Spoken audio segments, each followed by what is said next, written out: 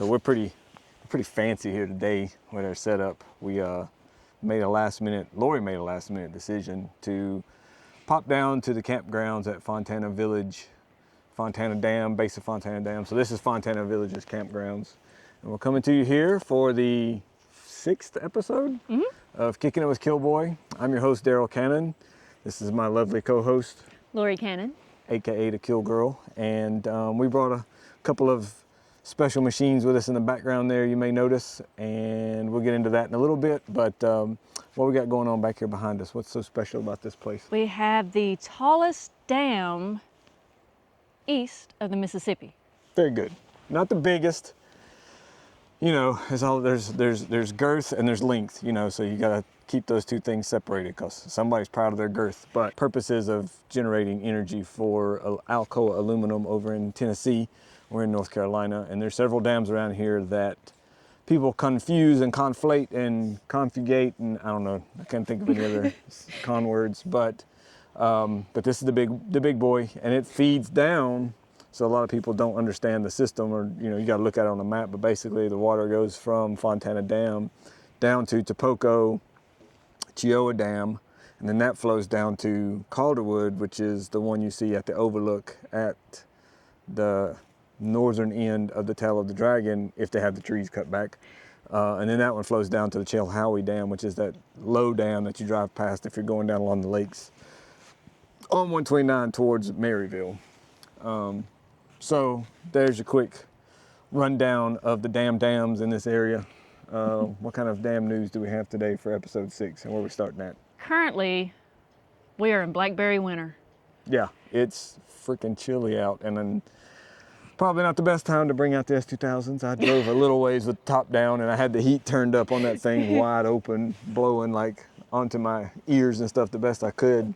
The body stays pretty cocooned in a still piece of air, but the head gets pretty blown around. But it's pretty chilly this week, pretty cloudy, and then the forecast was kind of rainy all week. So this is one of the nicer days of the week, honestly, and it's still pretty gloomy out. We saw a little bit of blue sky earlier, but The sun's like, hi, yeah. bye. So what's been going on for the past couple weeks since we saw you on the last podcast is we had the ride for Shawn last weekend. And I think the weather was a little bit of a damper. It rained on and off. So I think that hindered a few people from coming out. But it didn't stop people from donating online. And the family wants to extend a very heartfelt thank you to everyone. They, you know, would love to be able to reach out to everyone personally. And they met their goal. It can always help to continue, you know, giving them some comfort any way we can. But they had a goal for covering the cost of the funeral and the headstone. For those of you that don't know, this was a local young boy that, you know, tragically passed away, and his family was left devastated. And they are old acquaintances of ours. Lori grew up with the mom and, you know, knew the dad, knew the whole family.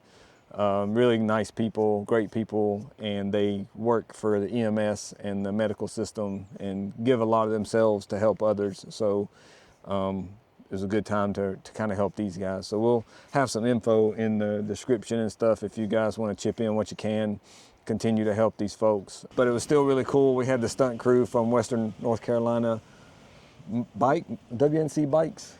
they were from Johnson City.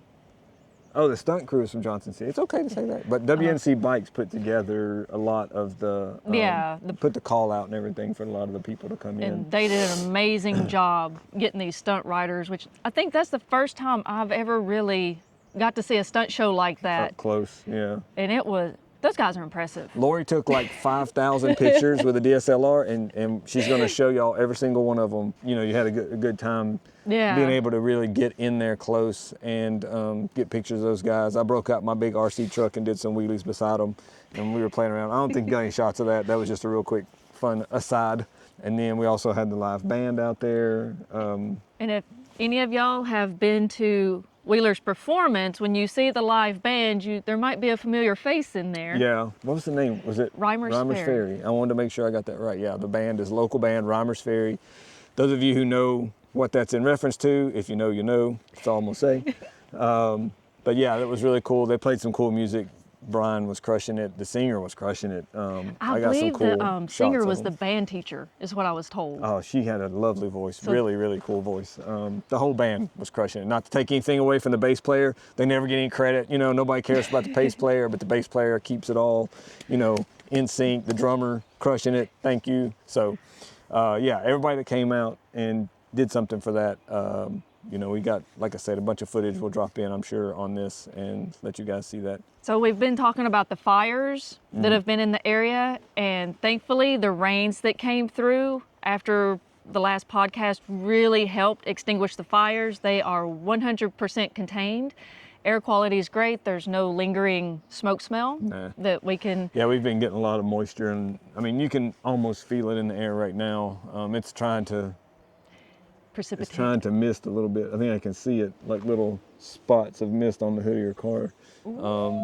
So, you know, we definitely have had a lot of moisture, you know, in the area, and it's helped with all that. So that's all taken care of. And this week is supposed to be even more rain. So Then fire problem's gone for now.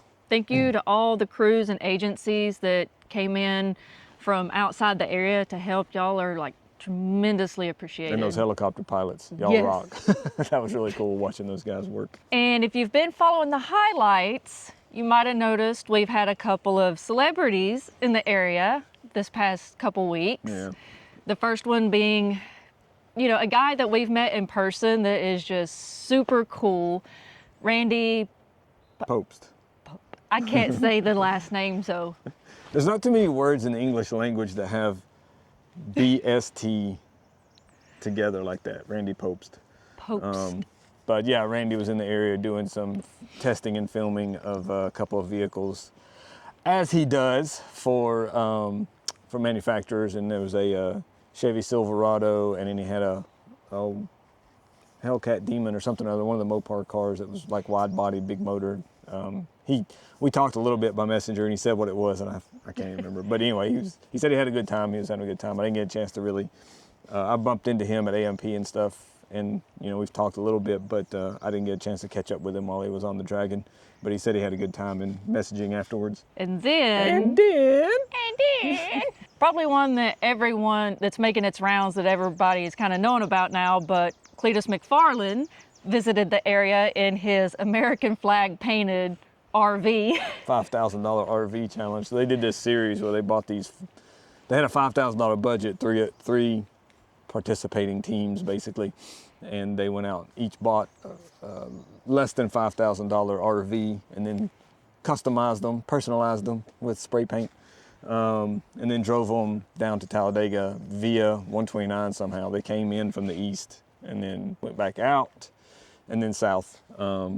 About got taken, you know, the turkey tried to steal the show. Yeah, freaking odds of that happening is gotta be crazy. But for those of you who don't know, I know there's like, you know, there's bubbles of fame and popularity, and just like with us, you know, there's people who know us very well, and then there's people not in motorsports in particular that have no idea who we are, and that's fine. That's just the way it is.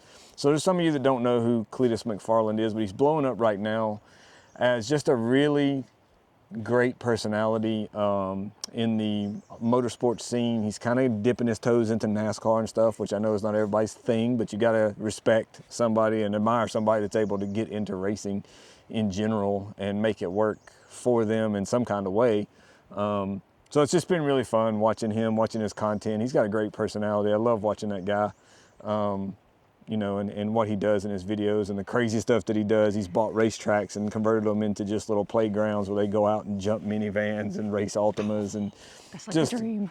it's sort of, it's almost like this natural evolution from what Hoonigan was doing, and he sort of picked it up and keeps it going, maybe in a more grassroots way than what they started with. It's more low budget, not as polished stuff. I remember, man, when they would announce a Gymkhana video that was getting ready to come out in like a week, that thing would be on my calendar, man. That was one of my favorite debuts of movies and content in general, was always when a new Gymkhana video came out. I really enjoyed a lot of their stuff that they did. Their This Versus That series, I really would watch like every episode.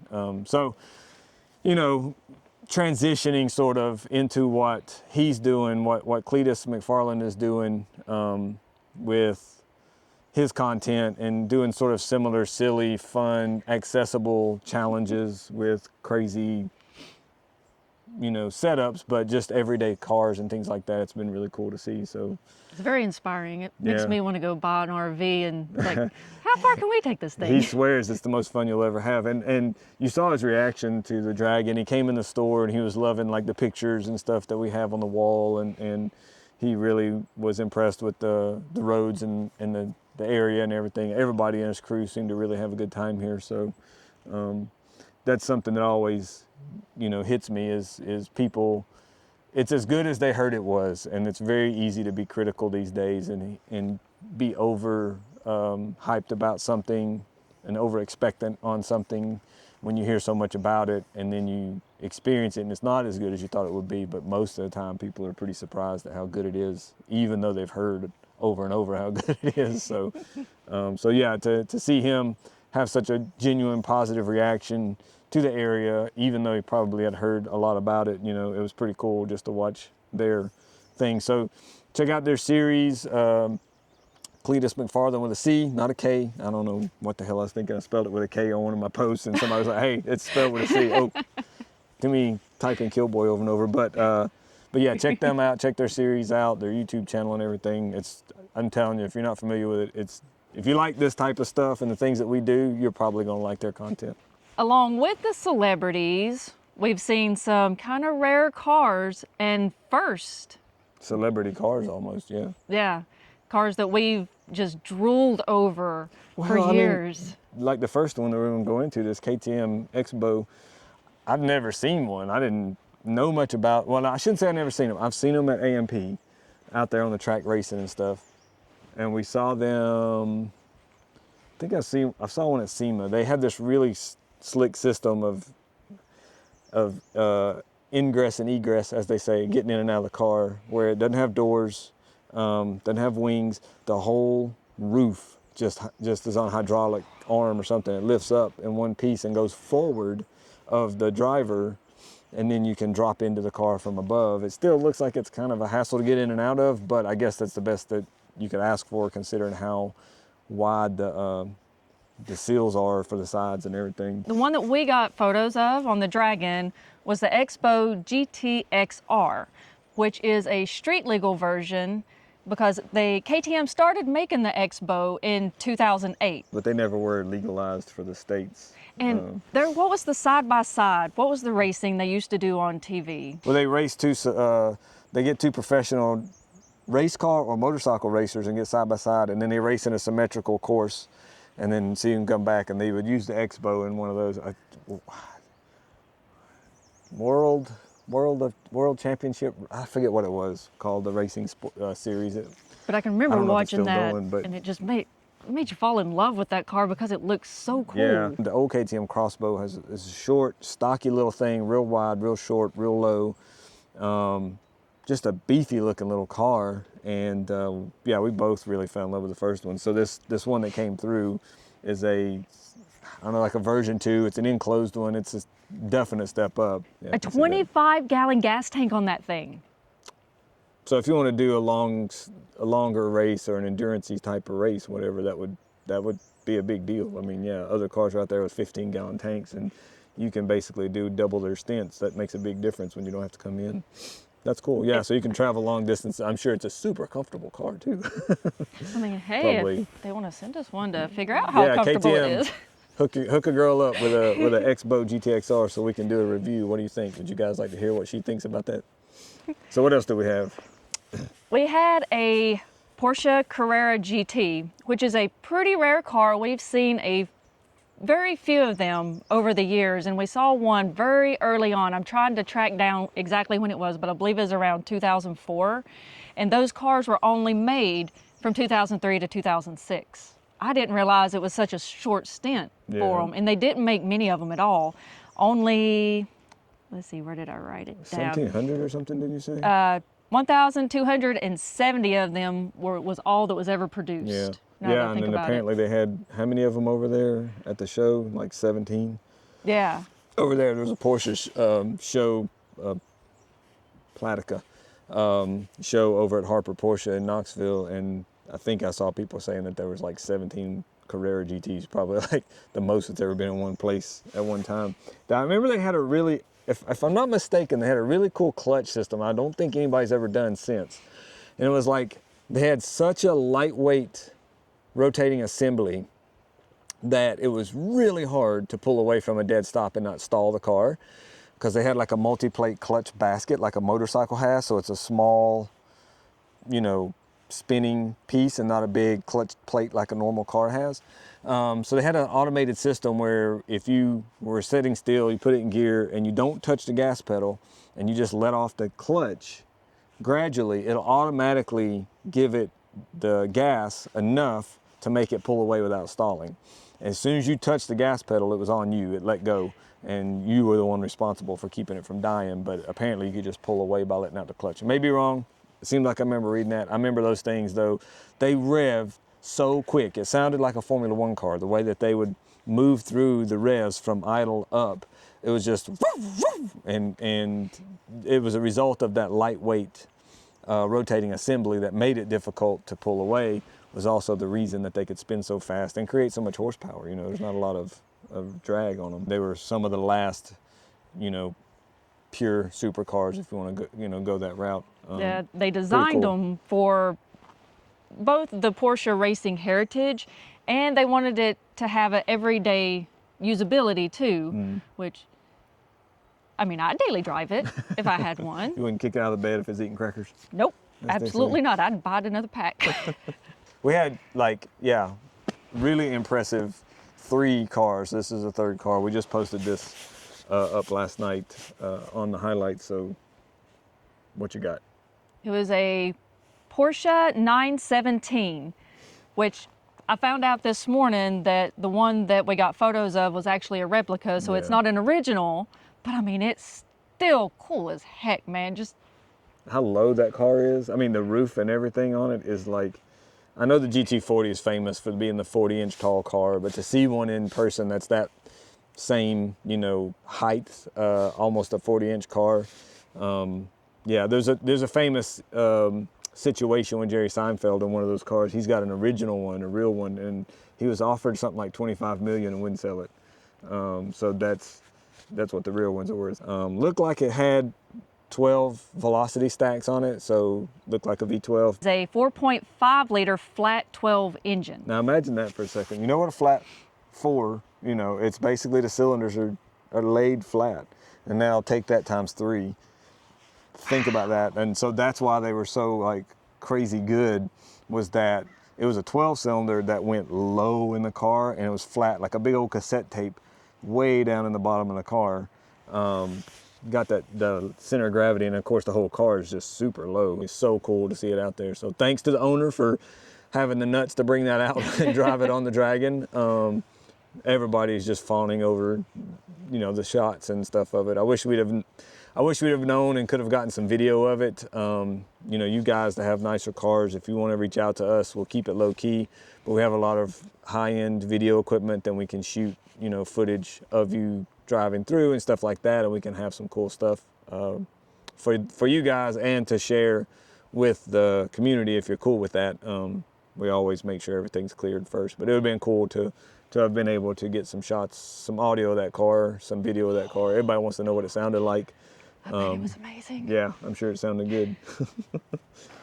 That's your jam? Yeah, it's like I've got drinking my Red Bull while wearing my Red Bull jacket, sitting in front of my Honda car. Yeah. Representing everything today. And this jacket was given to her by Red Bull. We didn't go buy the thing. They actually gave it to us for helping them with the Subaru Red Bull Dragon video that we did with them. So that's kind of cool. Like that jacket's, first of all, this team no longer exists, but that jacket was actually given to us. Thank you, Red Bull. I love this thing. It's like really long. It's got long sleeves. It's slender. Yeah, and it zips from the top and the bottom. Yeah. So that you can sit down without like busting the seam on it. Yeah, that's a good point. Or if you need to pee, you just pull it up from down there if you're a guy. That's That's the way my race suit is. I can zip it from the top to the bottom, so when I go to the restroom, I can unzip it from the bottom. I never even thought about that. That's really smart. Yeah. Learn something new. You got a new fold in the brain. Wrinkle. New wrinkle. So while we're on the subject of German cars, The Germans. the 19th annual Quattro De Mayo event was this past weekend, and It's an Audi thing. it started out as a group of Audi enthusiasts. It's okay. They can be Audi enthusiasts. So it's a group of Audi enthusiasts. Now I'm You in got my it head. right. Did I say that right? Yeah. Enthusiasts. Okay. There's an I in there. Enthusiasts. Audi fans. Audi lovers.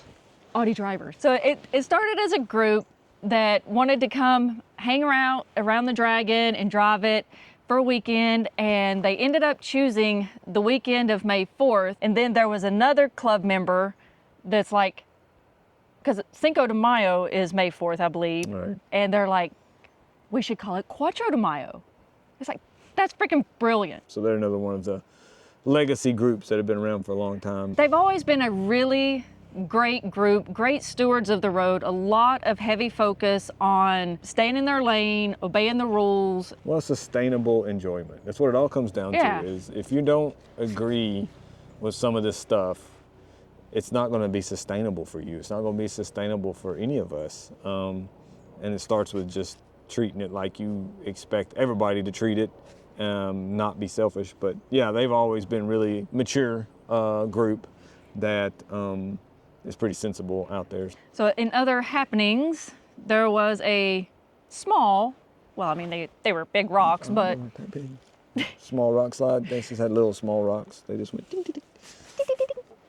yeah, there was a minor rock slide happened just south of the store on Saturday, I believe.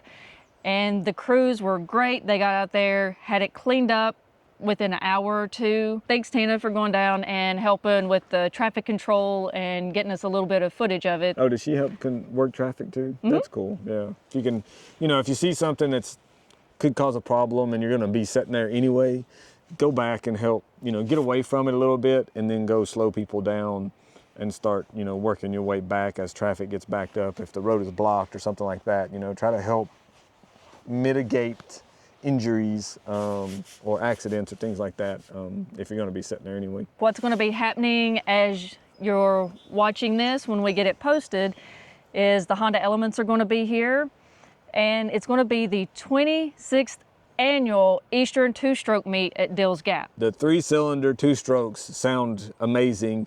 They smoke, of course, when they pull out, they're still kind of getting going, so they're blowing out the excess. So when they go up the hill in front of between the stores there, they'll, blow smoke going up the hill. And the funny thing that I learned from being at the store, in the store, during those times when they would go up the hill, all conversation stops. Like, you cannot freaking talk when they're going up the hill because they create a tone of sound that's right about here. And so it's like when you're trying to talk and they're, you can't speak over that. If it's a low pitch sound like a Harley or a higher pitch sound like a sport bike, you can still hear a person talking because they're not in that pitch and the brain can sort of pick it out. But when it's that same pitch as what the average conversation tone is, you can't hardly hear each other. And so the conversations stop when the 2-strokes go up, but they definitely get the attention. That's a cool thing coming up. Pride on the Dragon is, you've got some notes on that. Basically, they've been at it for how many years now they've been going? This will be their 6th year here. Yeah. And they're here for all week. And when I'm looking at their event roster, I mean, have fun. very well done. They're doing off-road adventures. They're doing game nights and galas, and they are having a lot of fun, and I love it. I love the vibe that they put out just to get together as, automotive enthusiasts in the area and just create amazing memories and experiences. So kudos to y'all. It's fantastic. Yeah, I we'll love have it. links to all this stuff on the description also to these events and everything if you guys are curious and want to check out more about what it's about. In between the podcast, you can always check out the Tell of the Dragon event calendar. That's where I get a lot of this information from. Yeah.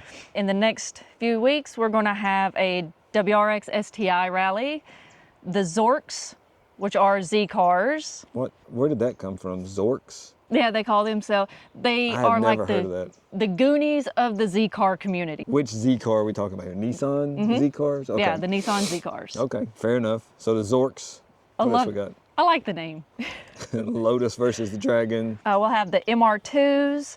The Motor Enclave will be here, who we will be working with again this year. Looking forward to seeing you guys and that's gonna be gals. cool. And we will have the annual Wake the Dragon S2000 rally, which is going to roll us into what you see sitting behind us over here. It's taken a little bit of work the past week or so to get these cars back on the up road. And going, yeah. And we just got them legalized on the way here today. We had some people in the past comment section leave comments. We do read them. They were saying, you should do something about y'all's cars, the other cars you have. It was fun following her here and just, watching her drive, seeing the cars going again, hearing the cars. They're so loud. Like they sound like they're going 1,000 miles an hour when they're going 10. It's just obnoxious. But they're super fun. They've been great cars. Mine's the silver one, the wide body, and it's a 2002. And Lori's is the black one, the 2001. The reason mine's a wide body is it was a regular one, but I ended up hitting a boar up on the Dragon. A deer. I hit a boar too, but that was with the wide body. Yeah, you hit the deer first, and that's why it became a wide body. Yeah, The kind of rear. caught the front of the deer as I was going by, and then it flipped it and it went down the side and pretty much busted up the whole side of the car. And our friend behind us on the motorcycle never saw a thing. Whenever we pull over at the next pull off, he's like, "What's wrong?" And we're like, "You didn't see us hit that deer just then?" Yeah. Because as soon as I heard it hit, I pop up and look behind us to make sure it's not like coming back out into the road onto him or But making apparently him it, wreck. pushed it outwards away from the road enough that he never even saw it. And we had to go back and forth 3 times before we found it in the ditch. What do we have that we can tell people about these cars that maybe don't know as much about them, or maybe they do know about S2000s, but they're curious what we've done to ours? The versions that we have are the AP1s. They had the AP1, AP2. The AP1s were famous for their rev limit. It was one of the highest revving redline cars Yeah. of its time. You know what it is? Ours is 9,000. No. It looks like 9,000. A lot of people say 9,000. It's actually like 8,800. Oh. So there's a little bitty, there's 1, 2, 3, 4, 5, 6, 7, 8, 9. And it's just one notch in from 9 is where the red line starts. I'll have to pay more attention. They were famous for being some of the highest revving cars, especially at the time, that revved almost to 9,000 RPM.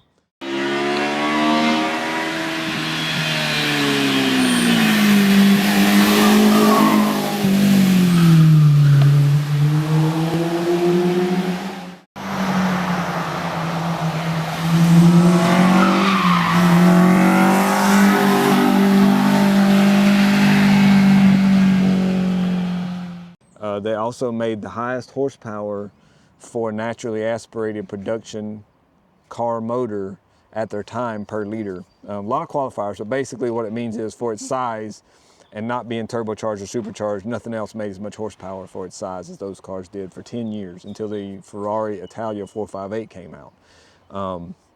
So they make 120 horsepower per liter, 2 liter, 240 horsepower. The VTEC in them is one of the most aggressive VTEC transitions of any Honda or any kind of phase. Nowadays, cam phasing is more of a gradual thing that takes place from idle to redline, but these were the early forms of cam phasing where it would switch from a economies type cam profile to a performance cam profile, and it does it at 6,000 RPM. The transition from one side of the cam to the other is crazy. It's just like, all of a sudden it just explodes, and it feels like it creates like double the horsepower, but it's really like 10% more horsepower. It's a lot about the sound, but very aggressive cam changeover to the sort of performance side of the cam. And then after a couple of years, I don't know if this is true. Supposedly there was sort of grumbling about how high you had to rev these motors to get them to go.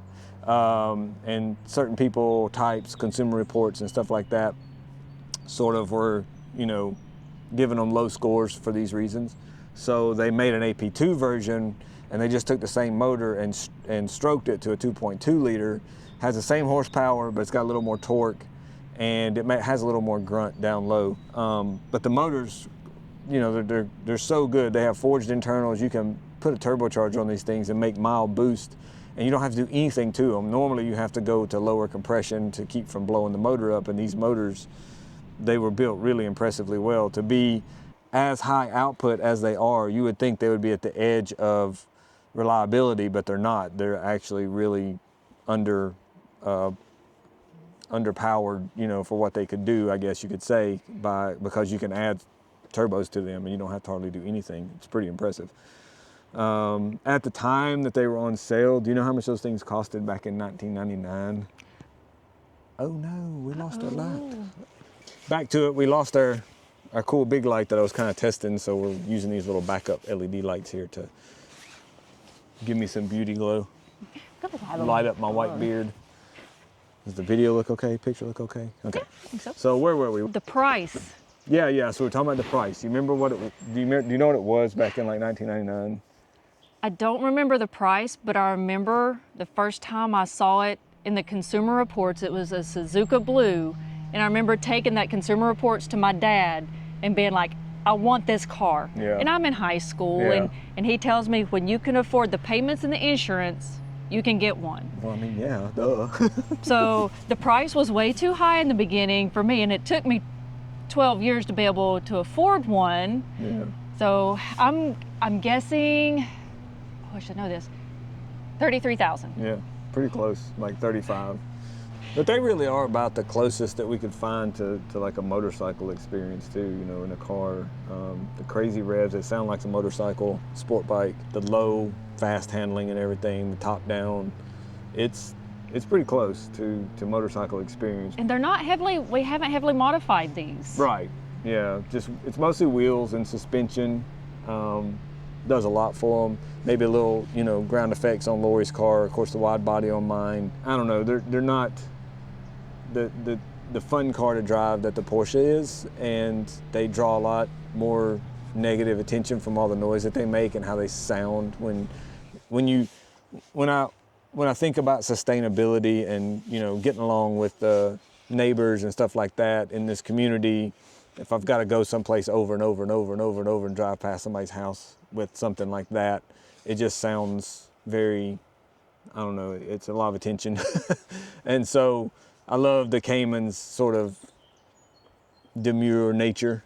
It's just boom, boom, boom, boom, boom, just like goes through. But these things are a pretty eventful thing to drive, and sounds like you're going faster than you are. But like when it comes time to pull out and pass somebody or something like that, it does not. You got to drop a lot of gears. Jump off the line like the turbo cars do. So you have to keep that in mind. Yeah, it's just part of it, part of living with them. And one of the more unique modifications that I did do to my car is the fog lights. Yeah. Those cars did not come with fog lights. Yeah, and those are out of, what was it, a Honda Odyssey van? A minivan. Minivan, yeah. They dropped right into that front bumper. There were fake vents. It looked like there was vents, but it was just solid plastic. It didn't go anywhere. And I had been looking through the forums and saw where someone else had done it and mentioned what model of fog light to get. So it's like, all right, let's give it a shot. And that's an aftermarket front bumper, right? No, that's a factory front bumper. That's actually the original front bumper off of your car. Oh, okay. Oh, it's the lip on the front. That's that crazy Skywalker lip or something like that. Yeah, and right? I think I've only seen like 2, maybe 3 other cars in the past 15 years that have that same front lip on it. Front lip, yeah. It's a pretty aggressive, unique front lip. And then you've got the side pieces and the back piece and everything. So it looks pretty tough, and then of course the wider wheels and tires and everything finishes it out. We sort of jankied up the front fenders trying to roll them real fast when the storm was coming or something, right? We were under an easy up with cloud to ground lightning, and we're out there with the fender roller and the heat gun under an easy up behind the house trying to roll my fenders. While the storm's moving in. They're not real pretty up close. They're pretty beat on and not really babied and taken care of real well. Well used. So yeah, they're a little rough, but they're fun, and we have a lot of history with them, and we still love them. Ducks back there making some noise. Geese. We went past a family of geese on the way in. They had little babies, and they were hissing at us as we drove by. It was kind of funny. I think Lori got some cell phone footage. Did you shoot it horizontal or vertical? Horizontal. Yeah. I'm learning. They're like, keep moving, lady. Yeah. Given the atmosphere, it's kind of appropriate that we're rolling into things to do on a rainy day because we have a forecast full of rain, I believe, for the next week. Yeah.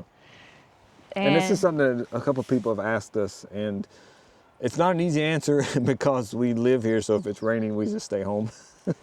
But there are some things to do, and Lori did some research for you guys to give you some ideas on what you might consider doing if you're here on a visit and it's looking kind of crummy weather-wise. So what you got? So if you're staying in Fontana Village, they have a newly revamped arcade that has some really cool machines in it, some pool tables, and probably my favorite, which is the claw machine. The claw and air hockey. Mm-hmm. Do they have air hockey still? Mm-hmm. Yeah. So they got a motorcycle racing simulator, driving game. They've got Jurassic Park shooting game where you sit inside the big cabin, and then some other arcade games, and then like you said, yeah, pool. So that's up. Their arcade is kind of hard to find. It's up behind the grill that's sort of in the middle of the village. So you go around to the restrooms and the arcade area. If you go to Quill's Canteen, yeah. Mm-hmm. And it's up behind there. And if you're looking to branch outside of the area a little bit, the Harrah's Casinos in Cherokee and Murphy both have arcades and bowling alleys. Mm. The casino in Cherokee is going to have a little more entertainment for you. They have live shows. But they have some good restaurants and of course, games, gambling, stuff like that are in there. So that's an option too. There's one in Murphy near the Walmart, and then of course Cherokee's got their big casino there. If you're looking to see a movie, they have the really nice cinema over in Cherokee now. That it has the powered recliners, heated reclining, luxury seating with food tray, and I think they have light meals that you can order. I don't know if they're doing full on restaurant style thing, but the basic like nachos and cheese and hot dogs and stuff like that. That sort of thing. Yeah. But the seating is amazing. Yeah, it's lazy boy seating, man. It's so cool. Just to lay back in a recliner, a powered recliner. It's heated. Really cool, comfortable chairs. And if you're over in the Cherokee area, you can check out the Museum of the Cherokee People. It opened in 1948, and it is one of the United States' oldest continually operating tribal museums. Wow. And while you're there, you might even spot a herd of elk. Yeah. There are native elk in the area. We've seen them when we've come off the Blue Ridge Parkway in Cherokee, and those suckers are big. Be on the side of the road eating grass. Hey, what's up? Other things to do is Dale's Wheels Through Time Museum, which we had a chance to go there a few years ago. And it's not just motorcycles, they have cars too. Mm-hmm. And they have 38,000 square feet of space filled with over 300 rare motorcycles and cars. Yeah, that's a really cool setup they have with a lot of personality around each vehicle. They have all these really neat backdrops and decorations and hardboard, velodrome banking for the old bikes that used to do that and things like that. It's an amazing setup. Very cool. Yeah. And they can start up most any bike in there. Yeah, I think he can run almost any bike in there, and he likes to go around and start them up. All you gotta do is hint that you want to see one run, and he'll be like, "Oh yeah, let me go start this thing up." And you have the Great Smoky Mountain Railway in Bryson City. If you want to get that train experience, it takes you to some areas around Fontana Lake and through the National Park and the Nantahala National Forest that you can't necessarily get to in a car. So it's really cool. You've got enclosed cars, open cars. I think they even have like a car with food and Dining beverage and set up. stuff, yeah. So that's a really cool experience. If you're looking for something to do, is hop up there on the train one evening. Yeah. So another option is Dragon City over north of the Dragon at the intersection of 72.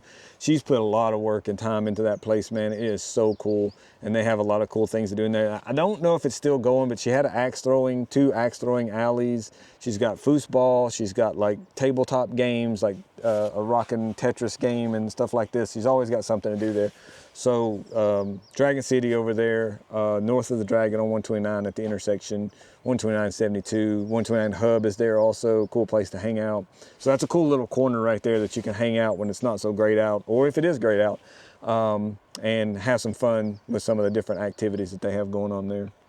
It's a cool place. Once you stop in there, if you're still looking for something else to do, there's some indoor karting that you can do in Knoxville and Pigeon Forge if you're on the north end of the Dragon. And of course, Pigeon Forge and Gatlinburg obviously have a ton of things to do that are inside. But yeah, there's a new startup in Knoxville that's the indoor electric karting. It's pretty fast, and they're doing pretty good. I can't remember if it's K1 or if it was something else, Yeah, but K1 Speed. The K1 Speed. So we'll have some information and links and stuff.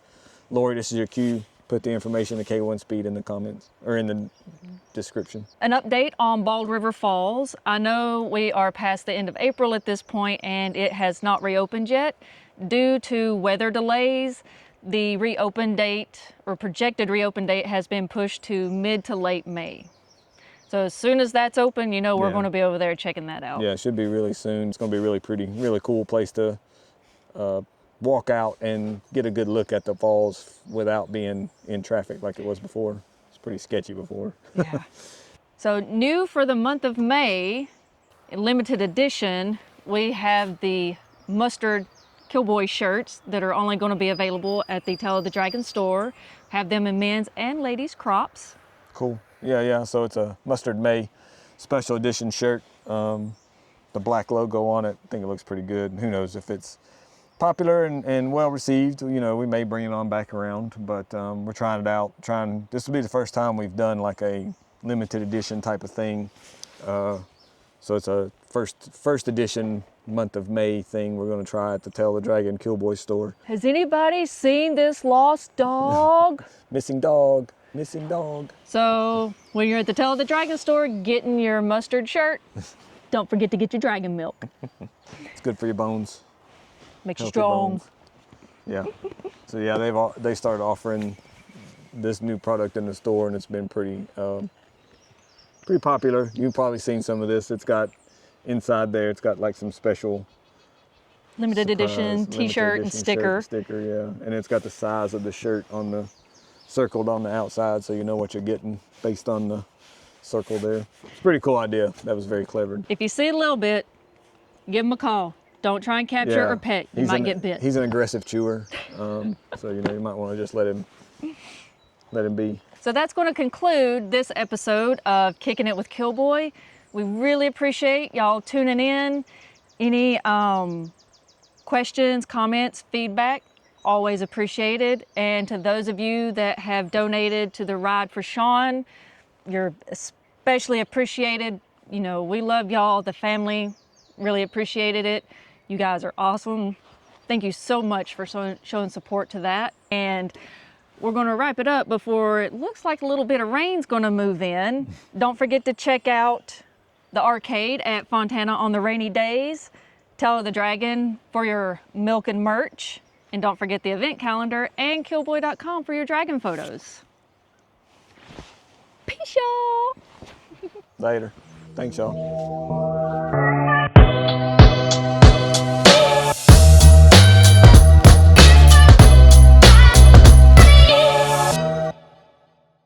3, 2, 1. No, don't do 2 claps.